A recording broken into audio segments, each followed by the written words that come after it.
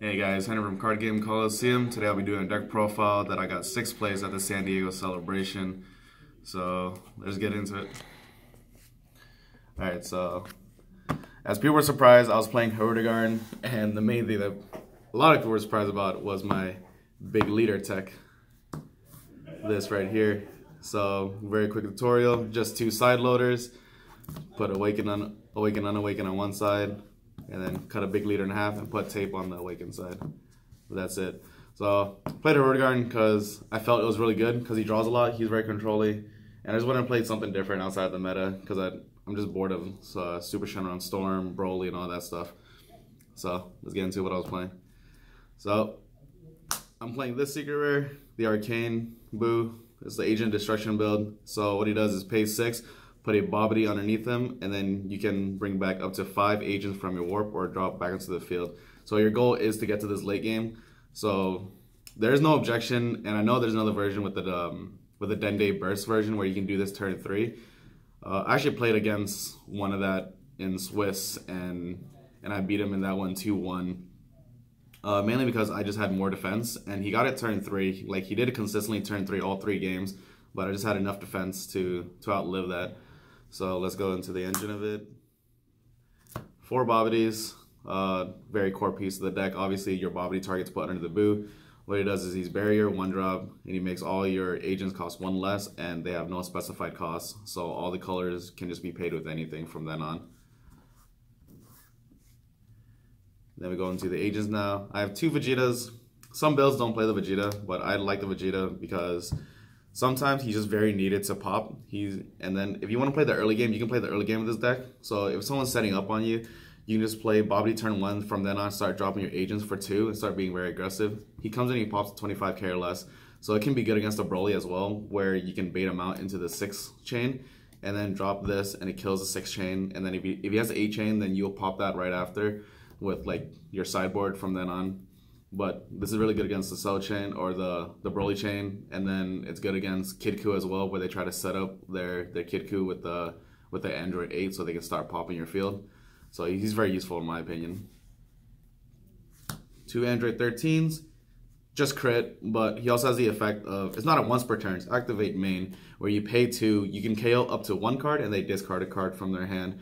So there was a couple games where I just decided to play the control route, where I dropped him turn 2, and then from then on, since I wasn't using a lot of mana, I'm just defending most of the time. I just pay 2 to make him discard, and then so from then on, it goes from discard 1, discard 2, discard 3, however much mana you have. So very controlly, critical. 3 Lord Slugs. He just comes in discard, so when you play your secret rare, you just want to bring him in, make him discard. That's pretty much it. Or you play against a deck that like doesn't have a lot of draw, which is very hard to find nowadays, but you can drop it turn 2, make them discard, apply a little more pressure. And then the best one is the Janemba one. Crit, activate main, send them to the warp, they mill 3 cards, you draw 1 card. Then it's auto. If you play them from warp or hand, then you get to untap 1 energy at the end of your turn. So you can tap out for this. He's a 3 drop with a Boo, with the Bobbity. So it's really good, turn 3, 20k crit. 2 Gogeta 5 drops. It's just, if you need to play the late game, then... So I built this deck in order to play the early game, late game, or middle, so it doesn't matter to me. It can play any variety it wants to.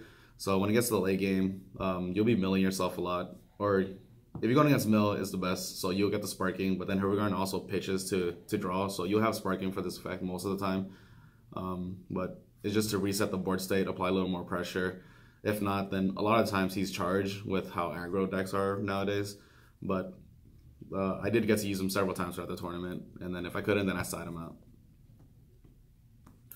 2 hidden, just double strike combo Kais. If I need to apply more pressure, then it's a good finisher. You can put on your crit agents or anything like that.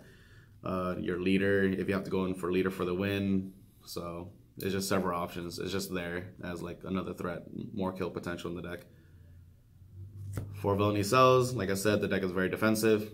You just want to survive as long as you can. So I play that over Unbreakable because Kid Kus are playing the Black Mass Saiyan SR from set 5, which is if both players have 15 Saiyans combined, then it gets its effect of just doing 1 free damage if it doesn't get through. Also, I like the green charge if I have to charge green, so I'd rather hard cast the green agents if I have to at some point in the game ever, but mainly for defense. Your super combos, just standard. Every deck just plays your own super combos, but unyielding trunks, just untap, extend your plays if need to. So if you just want to drop double agents turn 3, if you have Bobbity turn 1, then you can tap 2 to play 1, then attack with 1, play unyielding, and then drop another one if you would play it really aggressive. And then 3 Borgus, because Super Shenron's a thing right now, so you don't want them to be spamming boneless, so you can stop their play. They have to play Christ Crusher first to get around it, so it just makes them like go over a hurdle just to like do their plays. So it just slows them down just a little bit. 4 power overseeing trunks, mainly because just in case of mill Nemba out there, if they mill your secret, then you can use it to bring it back. If not, then a lot of times I use them just to bring back the super combo to be more defensive, the sell if need be, and then sometimes they mill themselves a lot, so I can bring back my Janemba agent and then continue milling the game there. But it's mainly just a safety measure, just in case you need to bring back your secret in case it got milled or it got crit from life, something like that. So, but I also use them just for free double strike if need be. So just more pressure and then safety. I played this Bardock main board because there's Broly decks right now, and I just wanted to make sure I didn't lose turn 2 or like turn 3, anything like that. So I just survive the onslaught with all the defense, and then I'll drop the Bardock on them next turn. If they're playing the yellow version, then they'll probably have Bloodlust, but that's fine. I played one on stream yesterday, and he Bloodlusted it, and I still was able to get around it. So I main board that just for that reason. 1 Mafuba. Just a negate. If it isn't Broly, then this just stops their play. If they're doing like Mira or some other stuff, trying to go in for big wins, then it's just a very safe card if I don't have anything. Because your mana will be up most of the time. Then the best blue negate. For Dimension Magic, pretty staple. I like to play 2 Weak Coercion as well, so the deck has a lot of negates. Like I said, you just want to be very defensive, just survive. So you can tap out, do your plays, and then Dimension Match to untap, and then use Weaks from then on. So your scariest matchup is TN, so you gotta know when to tap out and when not to tap out, because game 2 they'll be siding in like 2 to 3 TNs, and you just have to be like, you just have to sit back from then on. For Sensu Beans, for defense plays, so you just don't tap out against Super Shenron, just keep that in hand, and once they swing, just use all your Sensu Beans so your leader can be a base like 25k to 30k, making it very hard for them to get through. So either they pass or they just have to expend a lot of resources just trying to push for damage. And then 3 Phantom Flame Cannon. It's there as a 10k combo for the leaders. It's specific for Hirudegarn. He gets 10k, then you get to pick a card randomly from their hand and put it to the top. So it's just another defense play if they're trying to push. So they'll combo a lot, trying to leave like that 1 Champa in hand or like that 1 Mirror that they want to play after. Sometimes they'll do that. So you just Phantom Flame Cannon and then just pick a piece. If they have 2, then it's 50-50, but you never know. And then it also helps pushing for damage, because when your leader awakens, he does the same effect on attack. So you can send 2 cards back to the top and then start making them discard with the other agents. So this is the main board. Then going on to sideboard. Let's move these guys out of the way real quick.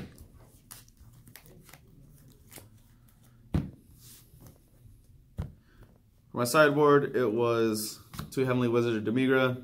Mainly there in case I go against Gogeta BR, they'll go into the, depending on how hard they ramp, I don't think I'll be able to get it off, but against the 7-drop Gogeta, if they got it out turn 3 somehow, that's very insane. But this is, of course, mainly for Broly, if they do their turn 2, just, like, really go off on you. So this is mainly for Broly.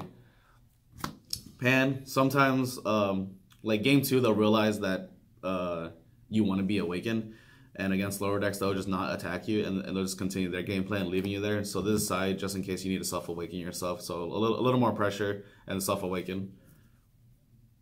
TN, against any Mill Nemba, against any other blue leader, in case I go against, and this came up against the Dende version of this deck, of the AOD. So TN, the single-handed card that like really ruined blue leaders. They can't untap during both players' turn. 1 Godstrike Beerus. Like I said, the deck's control-y. You just want to control the game, so against a deck that applies a lot of pressure, you just don't untap, or you just don't tap out a lot, and just keep this in hand, and they'll go in for the win with like Mira, and then they'll Champa it, or they'll Kai it for double strike, and then you just pay 2, remove the double strike. So this actually won me a game against Triple Flash yesterday too, where he went all in and I just God Strike Pierce his triple strike and I took 1 damage only. So card's really helpful. Minus Killing Zone against, in case you go against any of the yellow brawlers, any other yellow leader with Bloodlust, because you don't want your secret rare being Bloodlust. That's just the worst thing. You're paying 6 to get a 40k single strike at that point for that turn, which is really bad. So that's just to make sure your play doesn't get stopped. This is against Super Shenron and against Kid Ku as well, so they can't start reanimating their stuff, bringing back their cards. So just send them to the warp. Really cheap answer. 2 Crisis Crusher against Kid Ku as well, and then some variants of the Super Shenron where they play the 1-drop Krillin, so just prevents some early game, or if they're playing the Bardock into the Goku version where it's just very aggressive 1-2 swap. And then striving to be the best, mainly against the Storm, the Bardock swap 1-2 version, and Kid Ku as well, because they have the 2-drop vanillas and then their 1-drops, so this just slows them down. And then that's it for pretty much the deck. Hope you guys enjoyed. Thanks for watching.